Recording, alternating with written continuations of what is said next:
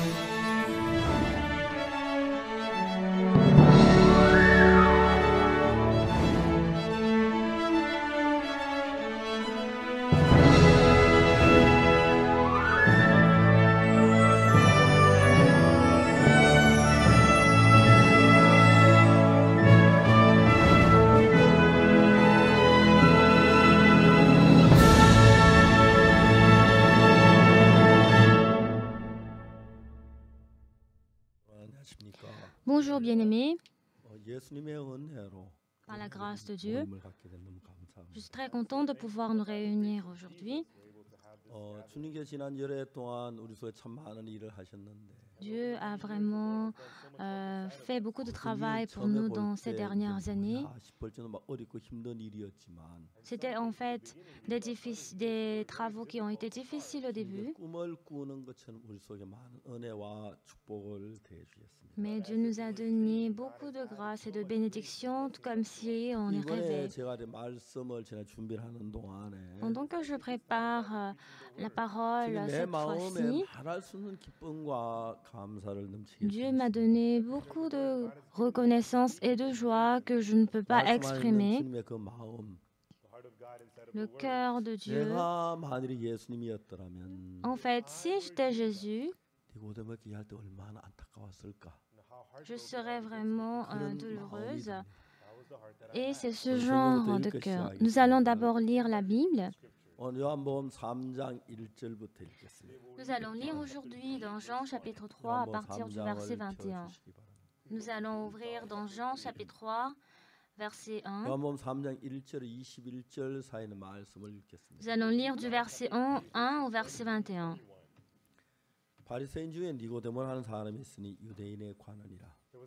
Il y a eu un homme d'entre les pharisiens nommé Nicodème, un chef des Juifs.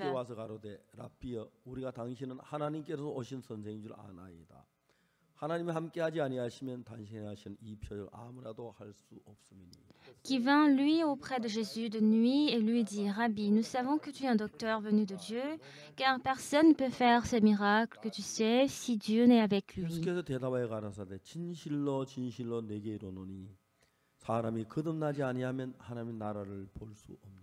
Jésus lui répondit: En vérité, je te le dis, si un homme ne naît de nouveau, il ne peut voir le royaume de Dieu.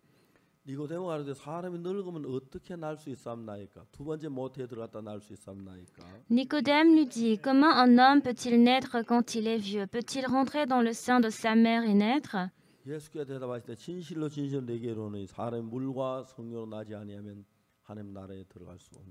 Jésus répondit: En vérité, je te le dis, si un homme ne naît d'eau et d'esprit, il ne peut entrer dans le royaume de Dieu. Ce qui est né de la chair est chair, et ce qui est né de l'esprit est esprit. Ne t'étonne pas que je t'ai dit, il faut que vous naissiez de nouveau.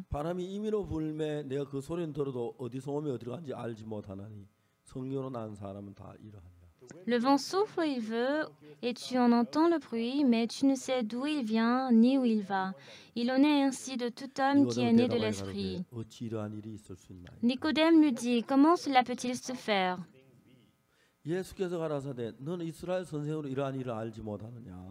Jésus lui répondit: Tu es le docteur d'Israël et tu ne sais pas ces choses.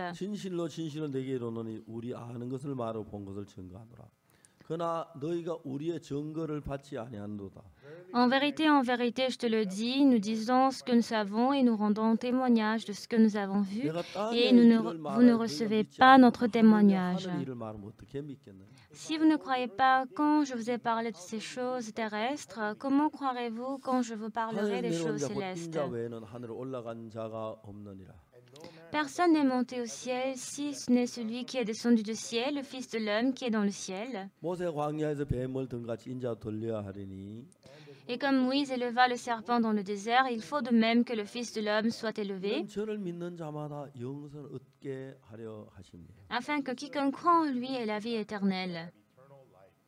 하나님이 세상을 이처럼 사랑하사 독생자를 주셨으니 이는 저를 믿는 자마다 멸망치 않고 영생을 얻게 하려 하십니다. Car Dieu a tant aimé le monde qu'il a donné son Fils unique, afin que quiconque croit en lui ne périsse point, mais qu'il ait la vie éternelle. 하나님이 그 아들을 세상에 보낸 것은 세상을 심판하려 하심이 아니요 저로 말하면 세상이 구원을 받게 하려 하십니다. Dieu en effet n'a pas envoyé son Fils dans le monde pour qu'il juge le monde, mais pour que le monde soit sauvé par 저를 lui. 믿는 자는 심판을 받지 아니한 것이요 믿지 않는 자는 하나님 독생자 이름 믿지 않은 벌써 심판을 받은 것입니다. Celui qui croit en lui n'est point jugé, mais celui qui ne croit pas est déjà jugé parce qu'il n'a pas cru au nom du Fils unique de Dieu. 그 정죄는 곧 빛이 세상에 왔으되 사람들이 자기 행위가 악함으로 악한 빛보다 어둠을 더 사랑한 것이니라. Et ce jugement, c'est que la lumière étant venue dans le monde, les hommes ont préféré la ténèbre à la lumière parce que leurs œuvres étaient mauvaises.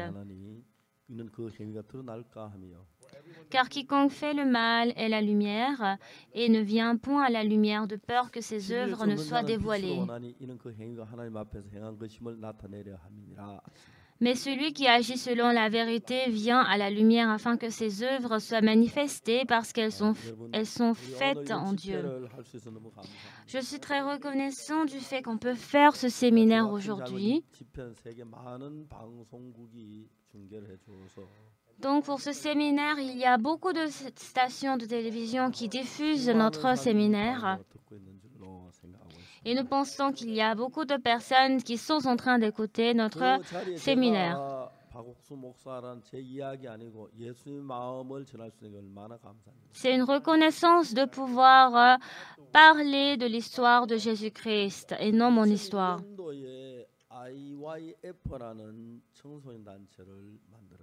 En 2001, nous avons fondé l'Organisation International Youth Fellowship, IYF. Il y a un moment, j'avais prêché l'évangile en Chine, aux jeunes de la Chine.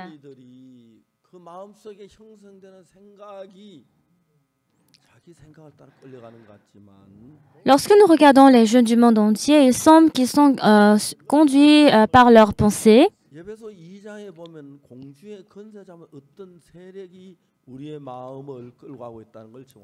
Mais dans Éphésiens chapitre 2, on peut savoir qu'il y a un trône du pouvoir du ciel est en train de nous guider. Mais parce qu'il y a l'esprit mauvais qui conduit notre cœur, on peut voir que ces jeunes grandissent et ils sont conduits par le désir de la chair. Et ils sont conduits par la misère. Moi aussi, en élevant mon fils, j'avais en effet besoin de lui enseigner la maîtrise de soi.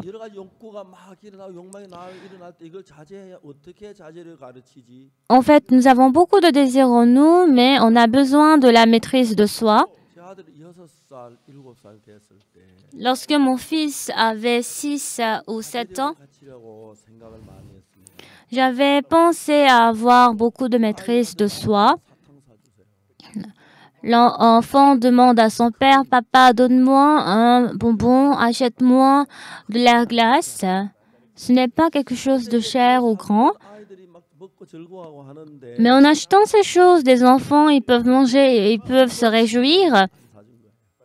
Mais il y a des moments occasionnels où je ne lui achète pas des glaces ou des bonbons parce qu'il doit apprendre la maîtrise de soi.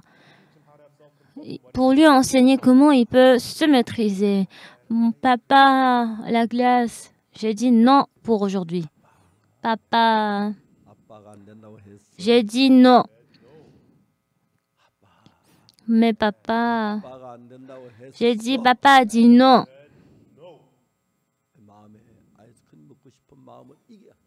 Donc, il devait vaincre le cœur de vouloir manger de la glace. C'est ainsi qu'on doit enseigner la maîtrise de soi. Ce n'est pas difficile.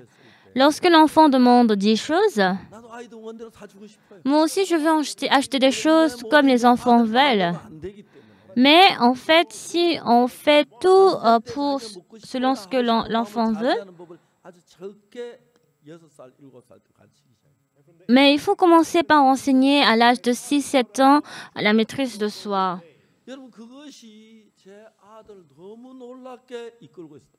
Et c'est cela qui a conduit étonnamment mon fils. Une fois, nous avions organisé le camp mondial des jeunes. Lors de ce camp, nous avons plus de milliers d'étudiants qui participent à ce programme. Nous avons la prestation de la chorale Gracias et je crois que la chorale Gracias aussi a évolué grâce à IYF. Parce que la chorale Gracias est la fleur du camp mondial d'IYF. Donc, moi, je fais souvent la conférence de Mind. J'enseigne le monde du cœur. Le premier jour, j'avais terminé la conférence de Mind. Après la conférence, j'avais parlé aux étudiants. Est-ce que vous avez un téléphone? Oui. Après la conférence, allez dans un endroit silencieux et appelez votre père. Père, papa, merci beaucoup. Papa, il y a beaucoup de choses que tu as fait pour nous. En fait, on connaît très bien. Mais essayez de dire juste merci. Vous pouvez aussi parler ce genre de paroles. Mon ami n'a pas d'amis. Et mon ami n'a pas de son père et il vit très difficilement avec sa mère. Donc, si vous ne vous sentez pas confortable de parler avec votre père, allez sous l'arbre du manguier ou du cocotier pour parler avec votre père. Et après le camp, tous les étudiants étaient sortis avec leur téléphone et tout le matin. Donc, tout le matin, j'avais pris... j'étais arrivée au lieu du camp. Et lorsque j'étais arrivée, il y avait une dame qui était venue au lieu du camp. Et elle avait dit, moi, ma fille participe à ce camp. Elle s'appelle Clara, je veux la rencontrer. Donc après le camp, c'était lors de la pause. Donc nous avons fait l'annonce, disons qu'on cherchait Clara. Donc la jeune étudiante était venue, Clara. Elle a dit à son père, papa, je suis désolée, je suis une mauvaise fille, pardonne-moi, je suis désolée. Et quand son père était arrivé, il avait embrassé sa fille. Sa fille aussi l'a embrassé et ils avaient pleuré.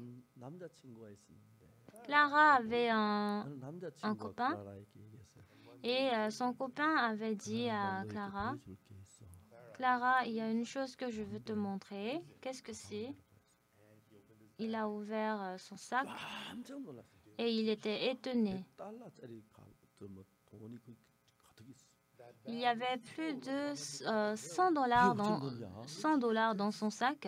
Où est-ce que tu as trouvé? Ne t'inquiète pas. Je n'ai pas volé. C'est l'argent que j'ai économisé depuis que j'étais petit. Pourquoi? Je veux aller au Canada avec Clara. Est-ce que tu voudrais aller au Canada avec moi? Clara était très contente. Ah oui. Donc, les deux personnes, ils ont pris le vol pour aller au Canada. Et son père aussi était venu à l'aéroport disant, Clara, c'est trop tôt pour toi de faire cela. Après être diplômé, tu as le temps. Maintenant, tu dois étudier. Donc, son père lui a expliqué sérieusement. Donc, Clara, elle voulait vraiment partir avec son copain et elle a négligé la parole de son père et elle est partie au Canada pour voir son copain. Et quand elle était au Canada, elle était très contente. Mais elle n'était pas toujours contente. Elle avait beaucoup d'argent. Mais parce que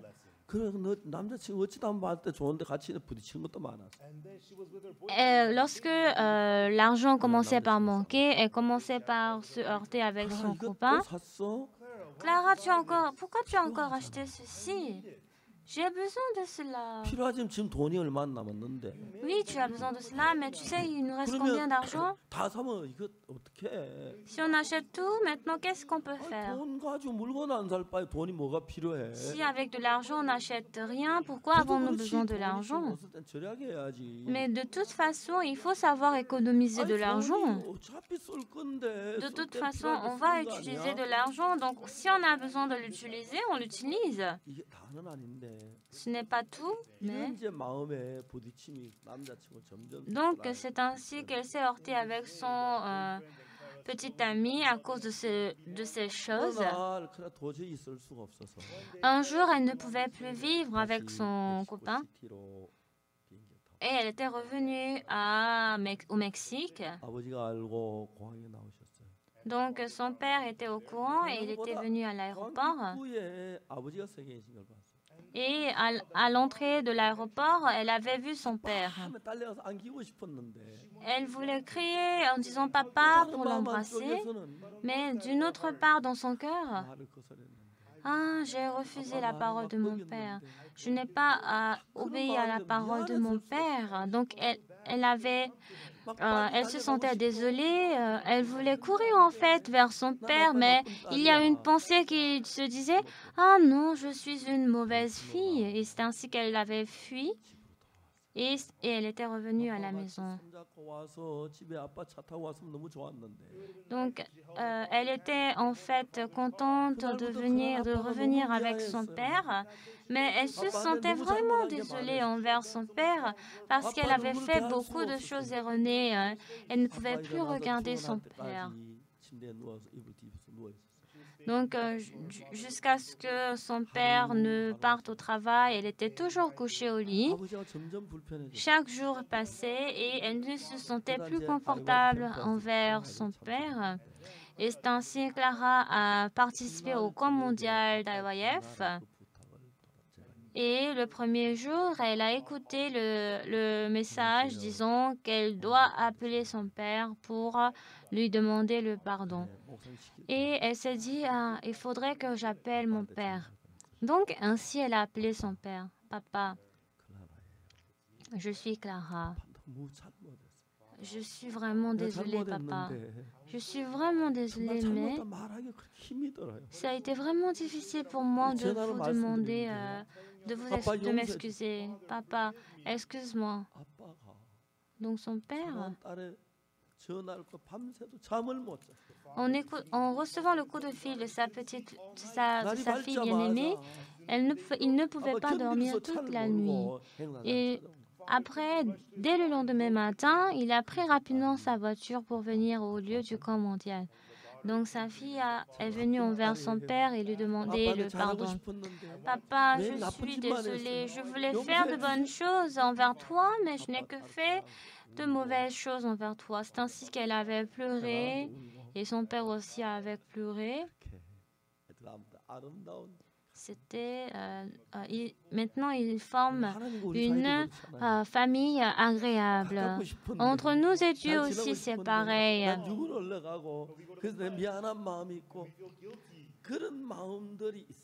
Nous avons ce genre de cœur. Mais de là, qu'est-ce que Dieu nous demande de faire? que nous fassions un travail grandiose ou que nous donnons 10 000 $ comme offrande ou que nous consacrons toute notre vie ou bien nous devenons serviteurs de Dieu. Ce n'est pas ce que Dieu demande à ce qu'on fasse. Dieu, tout comme Clara a pu être connecté avec son Père, Dieu aussi, il voudrait à ce que notre cœur puisse être coulé avec Dieu. Comment nous pouvons avoir le cœur connecté avec Dieu? C'est vraiment simple. Il suffit d'écouter à la parole de Dieu et d'accepter et de croire. Comment est-ce que je pourrais comprendre la parole de Dieu? Moi aussi, il y a beaucoup de paroles dans la Bible que je ne comprends pas.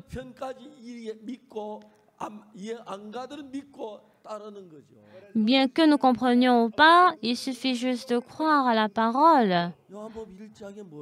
Qu'est-ce qui est écrit dans Jean chapitre 1? Au commencement était la parole était avec Dieu et la parole était Dieu. La parole elle-même est Dieu. Au commencement était avec Dieu. Elle était au commencement avec Dieu. Toutes choses ont été faites par elle et rien de ce qui a été fait n'a été fait sans elle.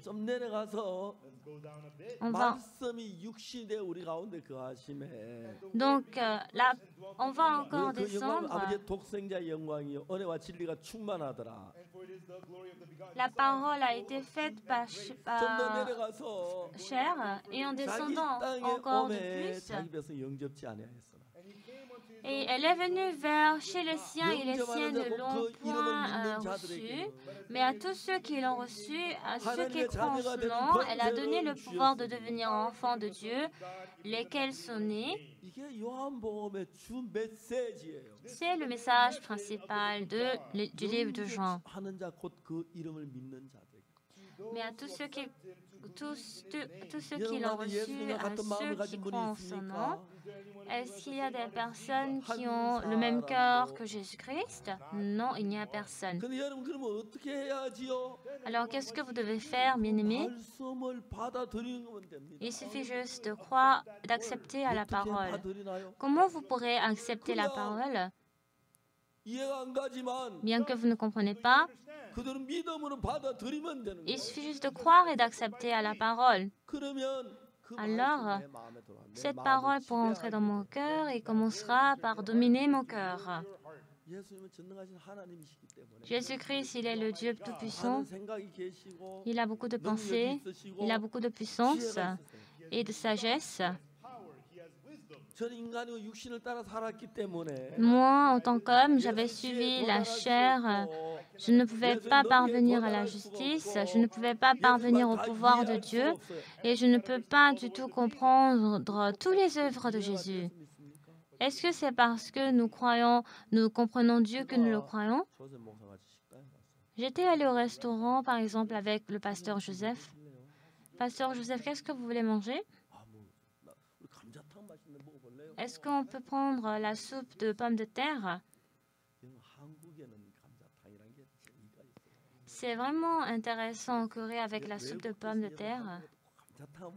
Donc aussi, si vous venez en Corée du Sud, vous devez tester cette soupe. Je pensais que c'était une soupe avec de pommes de terre, mais en fait, il n'y a que de petits pommes de terre, mais plutôt il y a les os du porc et il y a de la viande. Il y a de la viande qui est un peu sur l'os. D'habitude, si on prépare de la nourriture, s'il y a de l'os qui reste, on a l'habitude de jeter. Mais quand on dit la soupe de soupe, ce n'est pas la soupe de pommes de terre. Ce n'est pas seulement la pomme de terre qui est dedans, mais avec cette soupe, il y a l'os du porc. Et on essaie de manger de la viande qui est un peu sur l'os en prenant cette soupe. Même lorsqu'on invite les étrangers et qu'on leur offre cette soupe, ils sont très contents de le prendre. Donc, je lui ai demandé, est-ce que tu voudrais la soupe de pommes de terre? C'est quoi la soupe de pommes de terre? C'est la soupe et la pomme de terre mélangées. Alors, on va essayer. Bien qu'on ne comprend pas, il n'a jamais mangé, il n'a jamais essayé. Est-ce que vous acceptez parce que vous avez expérimenté? Qu'est-ce que c'est cette nourriture? Vous voulez essayer? Oui, pourquoi pas? C'est ma première fois, mais pourquoi? C'est ainsi qu'on peut essayer. On ne peut pas comprendre le travail de Jésus. Mais si on goûte, on peut réaliser que c'est ce genre de soupe. C'est simple. Est-ce que tu voudrais essayer la soupe de pommes de terre? Comment elle est? C'est la soupe avec l'os du porc et un peu de pommes de terre. Ah oui, je n'ai jamais essayé. Mais après avoir goûté cette soupe, on peut comprendre. Ce n'est pas compliqué. C'est pareil avec n'importe quelle nourriture. Si Jésus-Christ donne sa parole, on essaie d'accepter. On essaie d'accepter. On n'a pas besoin de tout comprendre. Acceptez seulement la parole. Une fois que vous acceptez, vous pourrez comprendre Dieu et vous pourrez avoir le même cœur avec Jésus. C'est ça qui est tous ceux qui l'ont reçu. En d'autres termes, c'est ce que Jean est en train de nous dire. Dans le livre de Jean, qu'est-ce qui est écrit? Il y avait Nicodème et Jésus-Christ dans le chapitre 3. Jésus-Christ a dit à Nicodème, si un homme ne naît de nouveau, il ne peut voir le royaume de Dieu. Nicodème a essayé de comprendre tout cela. Comment un homme peut-il naître quand il est vieux? Peut-il rentrer dans le sein de sa mère et naître? Non, ne fais pas comme ça. Accepte la parole que je te donne. Est-ce que Dieu a dit qu'on doit naître de nouveau? On ne comprend pas ce que c'est. Mais je vais être né de nouveau, donnez-moi. Je vais expérimenter ce que vous dites. Il suffit juste de faire ainsi, vous comprenez? Mais par exemple, Nicodème, il disait, mais comment un homme peut-il naître quand il est vieux? Il va encore rentrer dans le sein de sa mère. Nicodème appelle Jésus-Christ le maître venu du ciel. Parce que n'importe qui ne peut faire ce travail en dehors de l'homme de Dieu. Mais Nicodème, il savait que Jésus-Christ était un homme de Dieu, mais il n'arrivait pas du tout à accepter à la parole de Jésus. Le livre de Jean est un livre très intéressant. Dans Nicodème, dans le chapitre 3, Jésus-Christ lui a expliqué continuellement, mais parce qu'il ne peut pas comprendre, sans avoir aucun problème, tout a pris fin. Et dans le chapitre 4, qu'est-ce qui est écrit? Nous pouvons trouver l'histoire de la femme samaritaine. Il y avait la conversation entre Jésus et la femme samaritaine. Ils ont parlé de l'eau. Jésus-Christ a dit,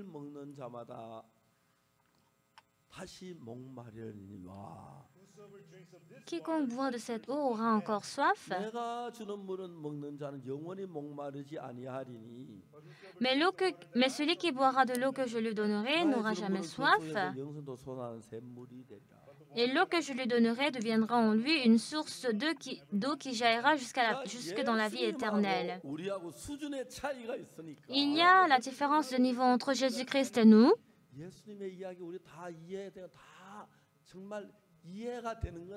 Ce n'est pas qu'on peut tout comprendre l'histoire de Jésus. Il n'y a aucune personne qui peut comprendre la soupe de pommes de terre. Mais une fois qu'on le sait, on peut comprendre, c'est ce genre de goût que cette soupe est là. C'est délicieux, c'est intéressant. La prochaine fois, je prendrai encore cette soupe. C'est ainsi qu'on peut manger ensemble cette soupe. Jésus-Christ a donné sa parole. Celui qui boit cette eau aura encore soif. mais celui qui boira de l'eau que je lui donnerai n'aura jamais soif. Lorsque nous parlons de l'eau, lorsque j'étais à l'armée, j'ai reçu la formation de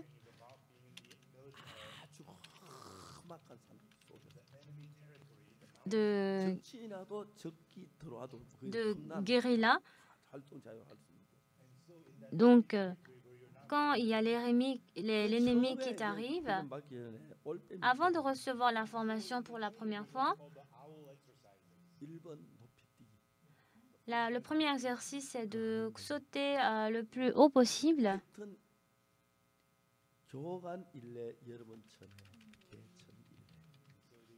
Il y avait,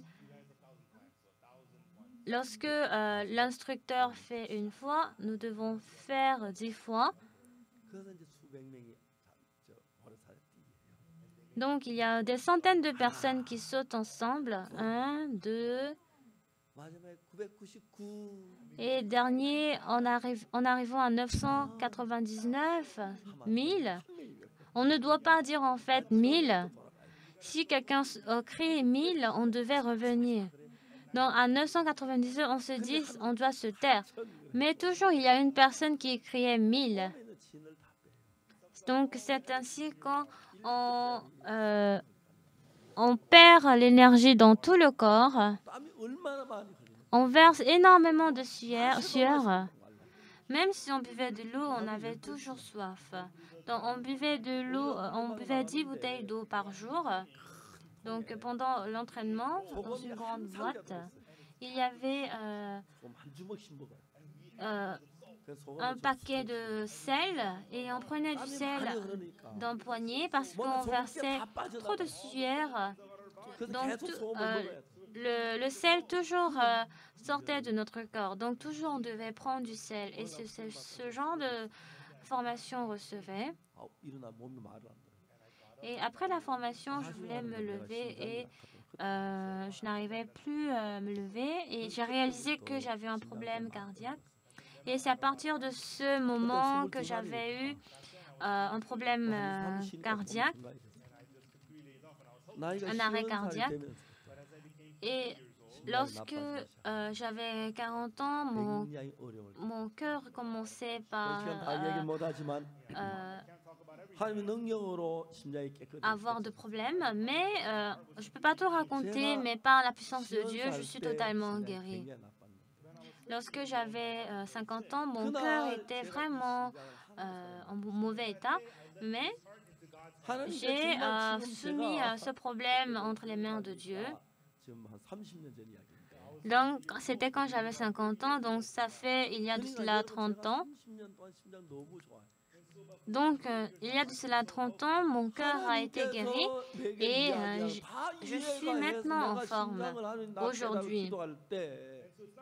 Lorsque j'avais prié à Dieu pour que Dieu me guérisse de cette maladie, je n'ai jamais eu de l'expérience concernant cette maladie, mais j'avais cru en Dieu. Ce n'est pas en comprenant Dieu qu'on croit en Dieu, mais nous devons accepter Jésus-Christ tel qu'il nous donne, tel qu'il nous dit. Alors, Jésus-Christ a dit à Nicodème, a donné sa parole à Nicodème, mais Nicodème ne pouvait pas accepter la parole de Jésus, disant que comment un homme peut naître de nouveau.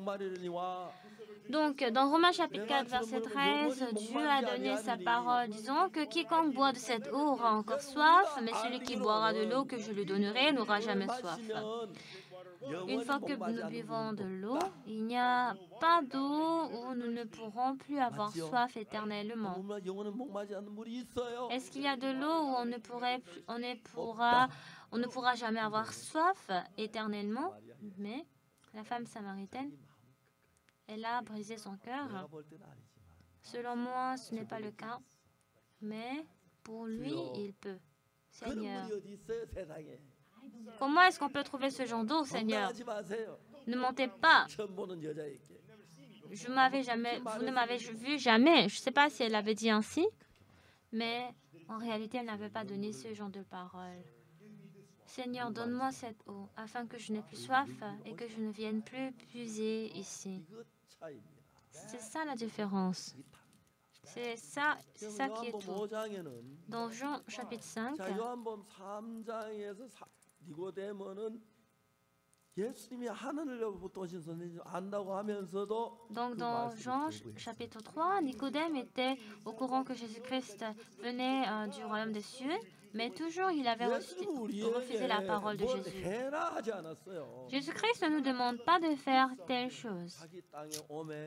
Il est venu dans sa terre, il n'a pas été reçu, mais à celui qui le croit, il lui a donné le trône du ciel. Et il suffit de croire à la parole. On n'a pas besoin d'essayer de comprendre la parole, bien qu'on ne comprenne pas, mais la parole de Dieu est la vérité. On ne peut pas tout comprendre. On ne doit pas essayer de tout comprendre, mais il faut accepter par la foi. Il est Jésus, il est Dieu. Nous devons accepter à la parole. Dans Jean chapitre 5, qu'est-ce qui est écrit? Dans Jean chapitre 5, nous pouvons trouver le malade de 38 ans. Il était couché à la piscine de Bethesda, et lorsque l'ange agitait l'eau, celui qui tombait pour la première fois à la piscine pouvait être guéri. Mais il y avait beaucoup de malades au milieu de la piscine qui étaient en train d'attendre, mais le malade de 38 ans, il n'était pas à côté de la piscine, mais il était dans le coin. Même s'il voit que l'ange arrive et agite de l'eau, parce qu'il est paralysé pendant 38 ans, il ne peut pas bouger. Et même s'il voyait l'ange, il ne pouvait rien faire. Donc pendant qu'il veut descendre, il y a une autre personne qui descend en premier. Il était malade depuis 38 ans et il était un peu éloigné de la piscine. Et il a rencontré Jésus-Christ. Jésus-Christ lui a demandé, veux-tu être guéri? Et le malade a dit, Seigneur, je n'ai personne pour me jeter dans la piscine quand l'eau est agitée. Dans le cœur du malade de 38 ans, il s'est exprimé avec ce cœur sincère. Quand je vois l'eau agitée, je dois me jeter en premier parce que je ne peux pas bouger mon corps. Il y a une autre personne qui descend avant moi. C'est ce qu'il avait répondu. Alors Jésus-Christ a dit, lève-toi, prends ton lit et marche. C'est ça la soupe de pommes de terre. Pourquoi?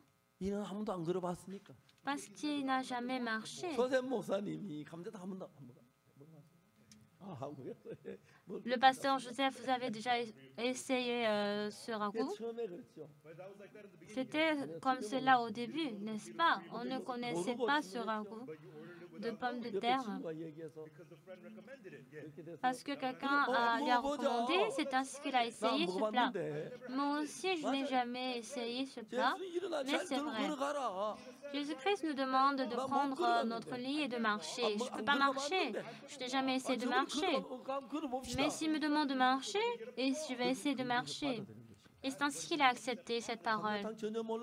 Bien que je ne connaissais pas le ragoût d'os du porc et de pommes de terre, mais quand j'ai essayé ce plat, on peut réaliser que c'est ce genre de goût que ce ragoût a. C'est délicieux. Et la prochaine fois, vous ramenez une autre personne et vous essayez ce plat.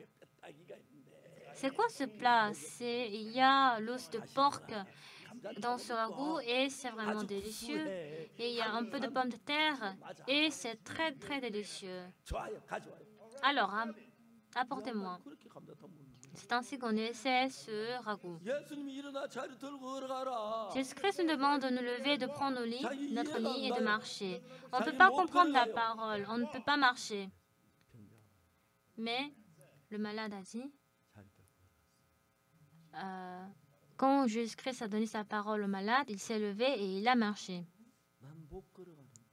En fait, il a élevé cette pensée, disant que je ne peux pas marcher, je ne sais pas marcher, mais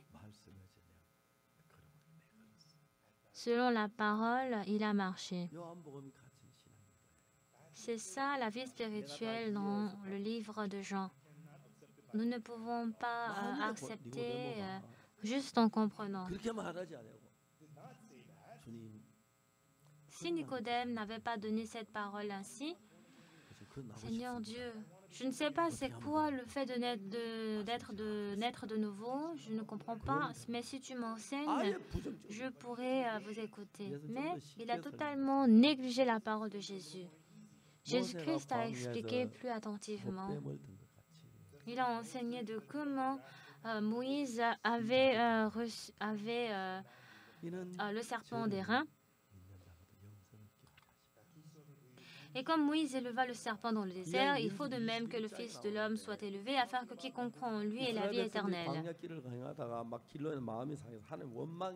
Donc, lorsque les Israélites marchaient au chemin de désert, ils ont commencé par avoir de la rancune en Dieu à cause des difficultés qu'ils avaient rencontrées. Et Dieu leur a envoyé le serpent brûlant.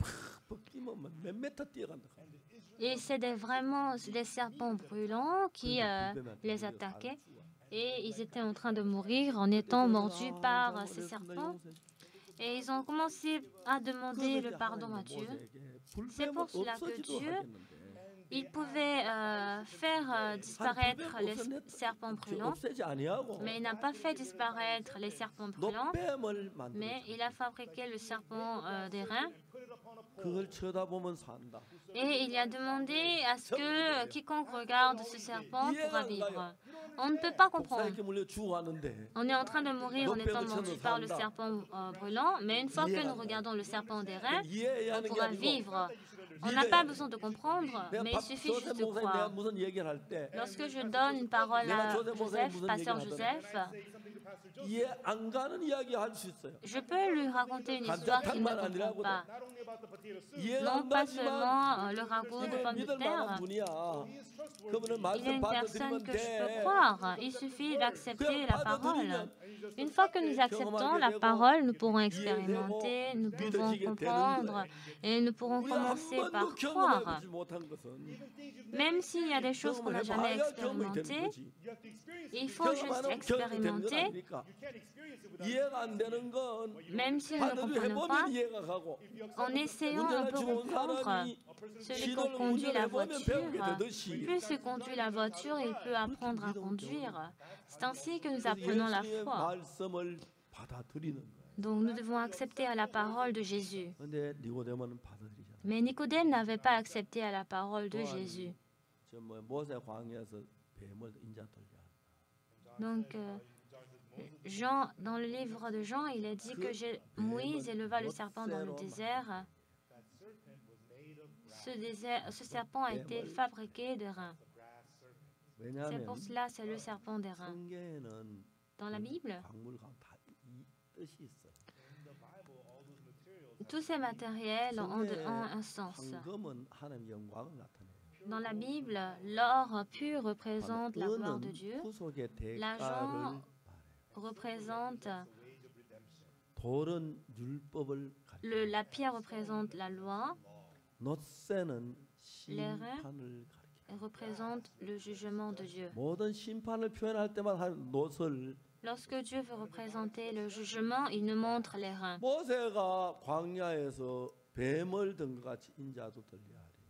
Donc, tout comme Moïse a ramené le serpent du désert, donc Moïse a placé le serpent d'airain dans le désert. Quiconque croit en lui ait la vie éternelle. Pourquoi Dieu a placé le serpent d'airain? Donc Moïse éleva le serpent dans le désert. Il faut de même que le Fils de l'homme soit élevé. Donc on peut voir l'image de Jésus-Christ qui a été crucifié sur la croix. Pourquoi Jésus-Christ a été crucifié sur la croix? Il a pris nos péchés à notre place et il est mort sur la croix. Il a reçu le jugement qu'on devait recevoir.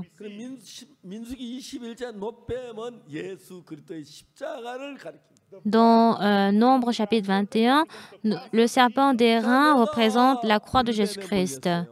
Ah, je suis mordu par le serpent brûlant.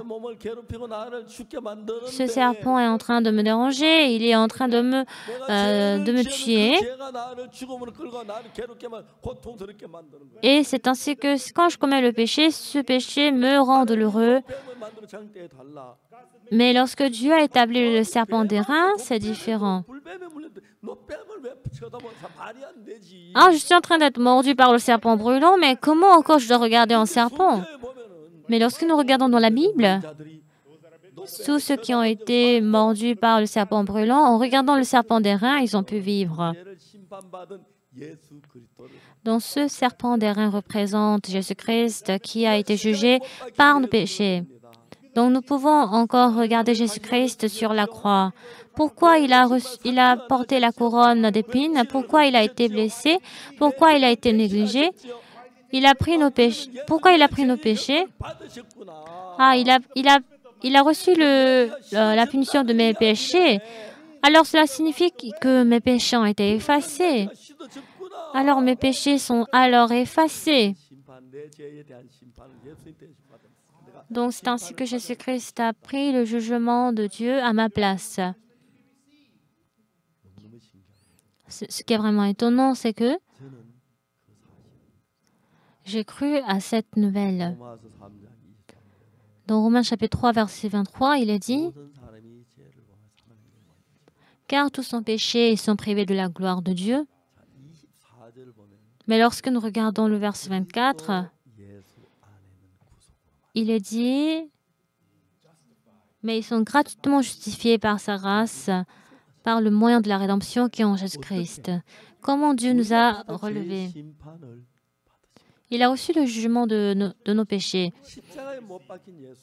Jésus-Christ qui a été crucifié sur la croix, il a reçu le jugement de nos péchés. J'ai commis le péché, j'ai menti, j'ai volé et j'ai énormément commis de péchés. Mais le jugement de ce péché a pris fin sur la croix en Jésus-Christ. Une fois que nous faisons face à cette croix, mes péchés ont pris fin sur cette croix. Donc mes jugements ont pris fin là. Alors, mes péchés sont effacés. Lorsque nous avons cette foi, pourquoi Jésus-Christ a versé son sang? Pourquoi son front a été déchiré? Et pourquoi il a été cloué? Ah, il a pris le jugement que je devais recevoir à ma place. Alors cela signifie que mes jugements ont pris fin. Mes jugements ont pris fin. Donc, mes péchés sont effacés. Amen. Alléluia.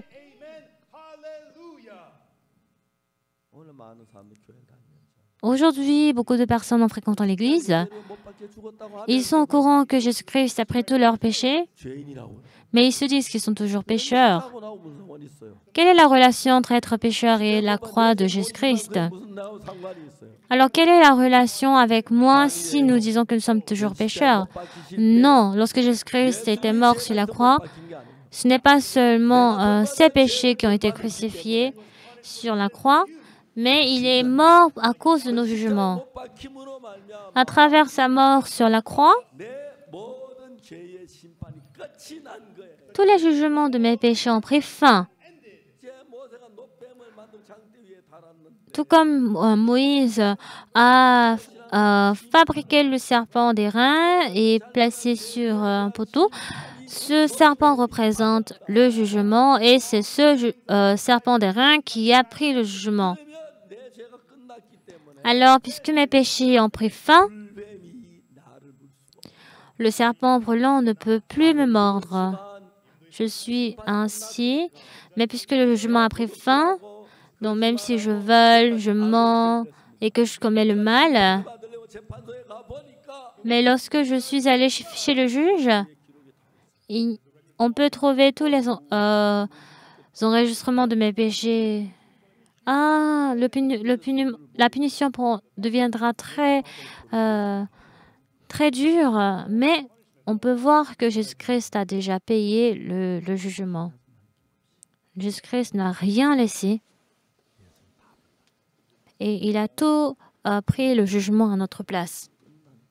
Alors, c'est fini. Quand c'est fini, c'est vraiment étonnant. 그러니까 이제 우리는 그 예수님이 죄를 안 사해 놓고 뱀을 탄거 이제 들리하니까. Maintenant, ce n'est pas que Jésus-Christ n'a pas effacé nos péchés.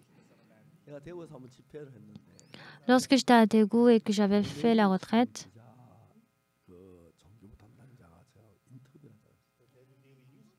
il y avait un journaliste d'un journal qui voulait faire une interview avec moi. 목사님 말씀한 설교와 다른 사람 좀 다른 것 같은데. Pasteur, il me semble que vos sermons sont un peu différents des autres églises, mais comment est-ce que vous pouvez être différent des autres églises? Je ne peux pas vous expliquer en un seul mot, mais expliquez-moi en un seul, de manière très courte. Je lui ai demandé, est-ce que vous fréquentez l'église? Il disait non. Pourquoi pas? Est-ce que vous êtes au courant que Jésus-Christ est mort sur la croix pour nos péchés? Et il avait répondu, oui, ça je connais. Mais vous savez pourquoi il est mort? J'ai écouté qu'il est mort pour nos péchés. Oui, c'est ça, monsieur, le journaliste. Alors, quelle est la différence avec les autres églises? Dans les autres églises, bien que Jésus-Christ est mort pour nos péchés, mais ils se disent toujours qu'ils sont des pécheurs. Il y a beaucoup de ce genre d'églises. Mais moi, je ne suis pas ainsi. Bien que j'ai commis beaucoup de péchés, Jésus-Christ a effacé tous mes péchés sur la croix, mais mes péchés sont devenus plus blancs que la neige. Et selon la parole de Dieu, je peux dire que je n'ai pas de péché. C'est comme si c'est une parole qui est arrogante, mais mes péchés ont été effacés et je suis très reconnaissant pour cela. Mes péchés sont effacés très proprement. Et il m'a posé cette question. Est-ce que vraiment les autres personnes disent qu'ils ont toujours le péché? Allez-y les demander. Est-ce que c'est vrai? Alors qu'est-ce qu'ils croient? Est-ce que c'est vrai que Jésus-Christ est mort sur la croix pour nous et qu'ils disent qu'ils sont toujours pécheurs? C'est ainsi qu'il y a beaucoup d'églises qui nous enseignent ainsi. Le pasteur nous enseigne, les anciens nous enseignent que nous sommes pécheurs. Alors pourquoi Jésus-Christ est mort sur la croix? Selon les pensées de l'homme, il pense ainsi. Dans Romains 4, verset 25, il est dit, lequel a été livré pour nos offenses et a été justifié pour notre justification.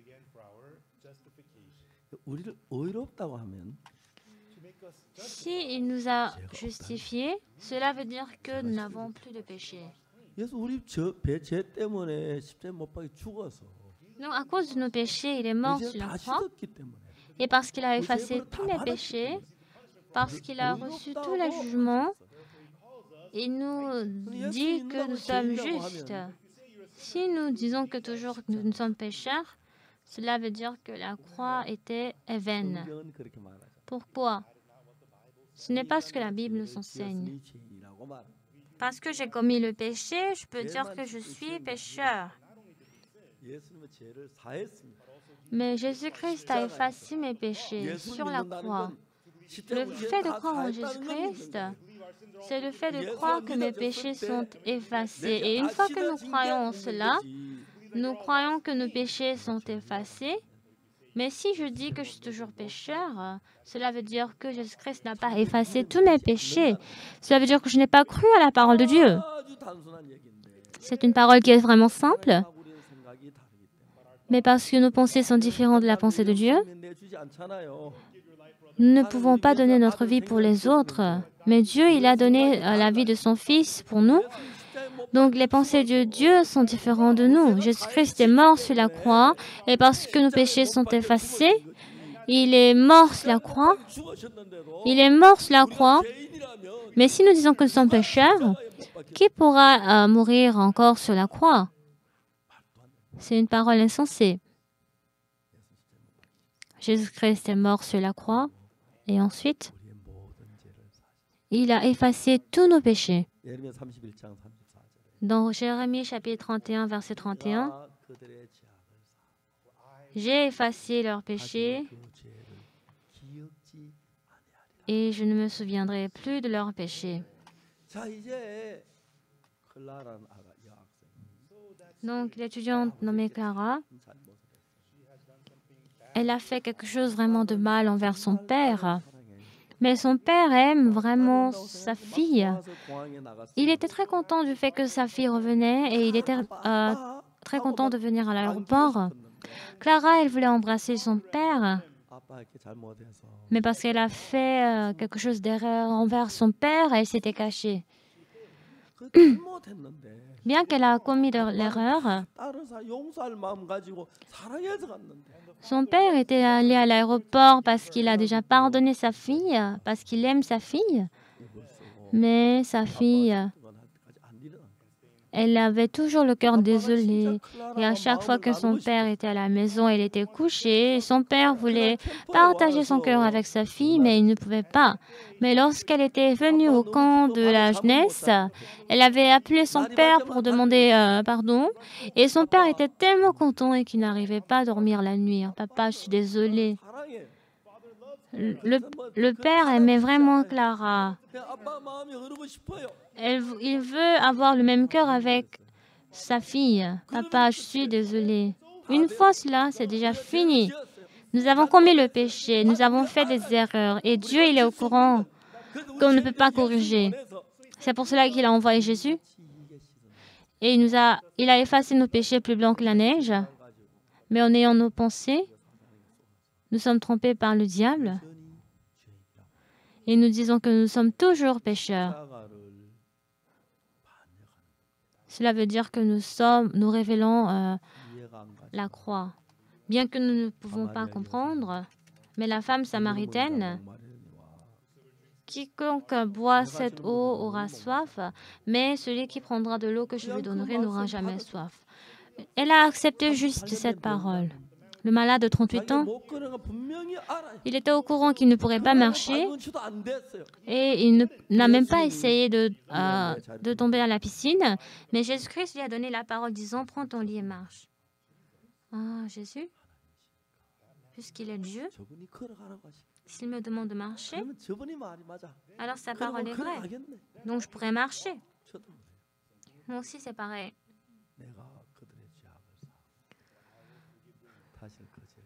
Je ne me souviendrai plus de leurs péchés. Dieu a effacé nos péchés. Dieu, il ne ment pas. Si Dieu, il se rappelle de mes péchés, peut-être que je devais fuir comme Clara. C'est pour cela que Dieu a effacé nos péchés et il ne se souvient plus de mes péchés. Il suffit juste d'accepter cette parole. Nous n'avons pas besoin de demander quelque chose. Il suffit de croire que mes péchés sont lavés. Dieu dit qu'il ne se rappelle plus de mes péchés. On peut trouver ce genre d'histoire dans tous les coins de la Bible. Nous ne devons pas croire à notre pensée, mais croire en cela. Alors, je pourrais accepter les choses venant de Dieu. L'Éternel dit, car mes pensées sont différentes de vos pensées. C'est vrai. Tout ce que je connais, c'est que Dieu nous aime, il est mon sauveur. Moi, j'ai beaucoup de péchés et je suis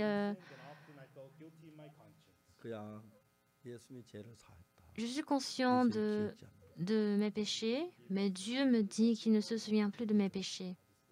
J'ai juste cru en cela. Ah, Dieu a effacé mes péchés. Il ne se souvient plus de mes péchés. C'était vraiment étonnant.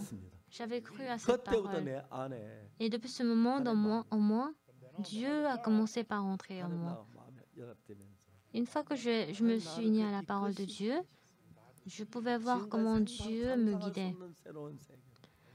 Donc, je suis entrée dans un nouveau monde que je peux pas imaginer. Et donc, C'est vraiment étonnant. Donc, tout comme le père de Clara, il a déjà pardonné sa fille et il aime sa fille.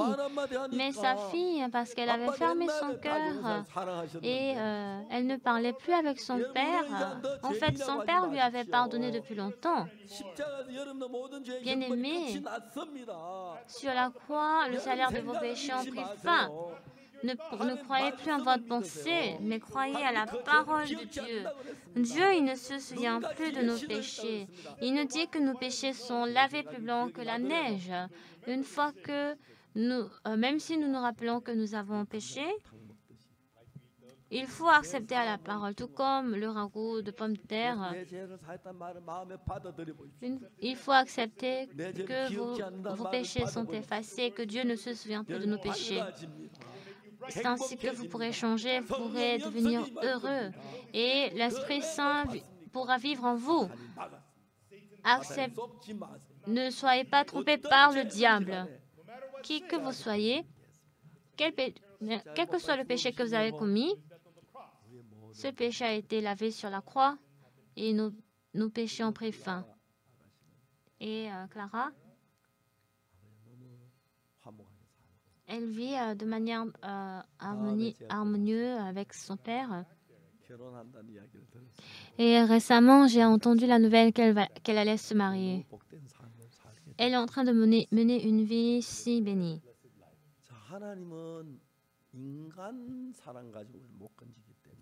Dieu ne peut pas nous relever avec l'amour de l'homme.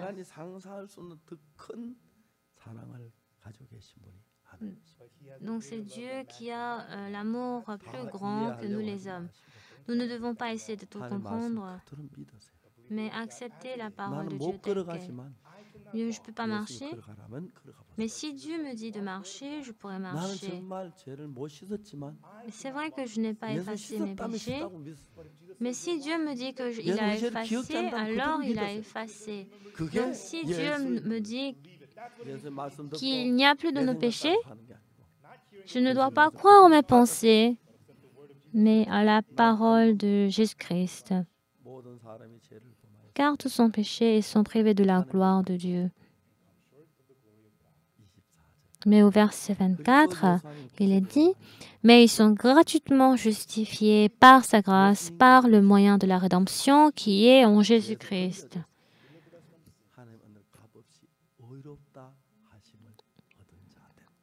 Nous sommes gratuitement justifiés par sa grâce. Le pasteur Joseph, Jésus-Christ vous dit que vous êtes juste. Bien-aimés, Jésus-Christ vous dit que vous êtes juste. Que vous croyez ou pas,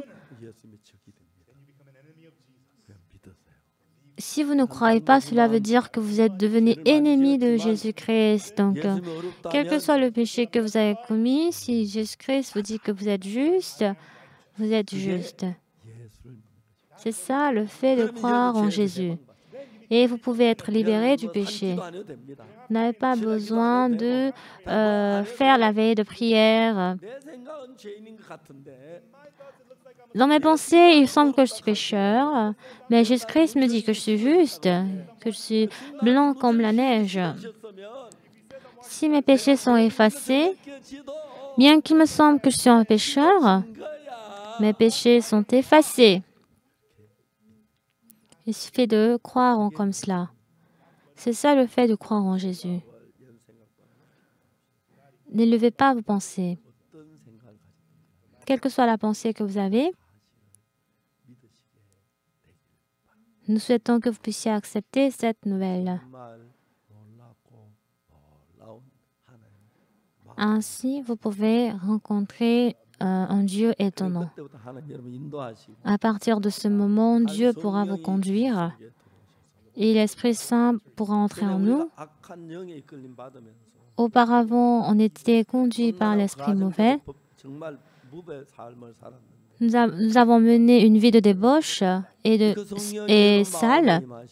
Mais lorsque l'Esprit Saint entre dans notre cœur et que nous acceptons cette parole en nous, lorsque nous sommes conduits par l'Esprit Saint de Dieu, notre vie pourra changer. Nous ne devons pas vivre selon notre pensée, mais vivez selon le cœur de Jésus-Christ. Lorsque mes pensées sont différentes de ceux de Jésus, nous ne devons pas accepter notre pensée, mais accepter la parole de Dieu. Je dis que je ne peux pas marcher, mais Jésus-Christ me dit de marcher. Alors, je dois marcher. J'ai pensé que j'étais pécheur, mais Jésus-Christ me dit que je suis juste. Alors, je suis juste. Ce n'est pas moi qui a raison, mais c'est Jésus qui a raison. J'avais pensé que j'avais beaucoup de péchés, mais Jésus qui dit qu'il ne se souvient plus de mes péchés. Il a effacé mes péchés. Nous ne devons pas croire en notre pensée, mais croire à la parole de Dieu. Alors, j'aimerais que vous puissiez vivre avec le cœur de Jésus-Christ. L'année prochaine, ça me fait 60 ans que j'ai cru en Jésus-Christ. C'est comme si j'ai accepté Jésus-Christ hier, mais ça fait déjà 60 ans qui a passé. Maintenant, je suis âgée. Je fais partie des personnes qui sont vraiment âgées. En 1962, j'ai réalisé pour la première fois que mes péchés ont été effacés. Je n'ai pas fait une expérience formidable, mais la Bible dit que mes péchés sont pardonnés, que Dieu ne se souvient plus de mes péchés. Si la Bible dit que mes péchés sont effacés, alors ça sera pardonné. Dans Hébreux chapitre 10, verset 14, lequel a été livré pour nos offenses et a été ressuscité pour notre justification. Il ne nous a pas seulement sanctifiés, mais il nous a justifiés éternellement. C'est pour cela que selon cette parole, nous sommes sanctifiés. Bien-aimés, vous devez abandonner votre pensée et ne voulez-vous pas essayer d'accepter à la parole, tout comme le ragoût de pommes de terre. Au début, ce n'est pas de notre goût, mais une fois que nous essayons, nous pourrons sentir le goût du ragoût et nous aurons envie de prendre encore de plus. Et ce n'est pas aussi cher. Et il y a beaucoup d'os qui restent. Vous serez heureux. Vous n'acceptez pas parce que cela convient avec vous. J'avais pensé que j'étais un pécheur, mais mes péchés ont été effacés. Je dois abandonner mes pensées et j'ai décidé de croire à la parole de Jésus. C'est ça le fait de croire en Jésus. Je voudrais que vous tous, vous puissiez jeter toutes vos pensées, tout comme le peuple d'Israël avait regardé le serpent d'airain. Ce serpent a reçu tous mes jugements. Il a pris tous mes péchés. Mes péchés ont pris fin. En regardant la croix de Jésus, vous pouvez crier ainsi et croire ainsi. Le Saint-Esprit pourra vivre en vous et vous pourrez changer étonnamment. Merci. Prions. Seigneur Dieu, merci beaucoup. Seigneur Dieu, pour nous, tu as envoyé Jésus-Christ et il a effacé tous nos péchés. C'était vraiment étonnant. Nicodème, bien qu'il était au courant que Jésus-Christ était un homme de Dieu, mais il ne pouvait pas croire en Jésus-Christ. Il avait toujours gardé son arrogance, mais le malade de 38 ans, mais la femme samaritaine, bien qu'ils ne comprenaient pas, ils ne peuvent pas tout comprendre. Mais ils ont cru à la parole de Jésus-Christ, parce que Jésus-Christ ne mentait pas. Donc ils ont cru et ils ont pu changer. Nous ne pouvons pas croire en nos pensées et en même temps les pensées de Dieu. Nous devons abandonner nos pensées et accepter la parole que Jésus-Christ nous donne. Et c'est ainsi que nous serons bénis. Et cette grâce sera remplie dans notre cœur. À partir d'aujourd'hui, nous ne sommes plus des pécheurs, Nous croyons que nous sommes effacés de nos péchés. Guide-nous à ce que nous puissions croire que nos péchés sont effacés plus blancs que la neige et que nous puissions mener une vie plus radieuse. Merci Seigneur et j'ai prié au nom de Jésus-Christ. Amen.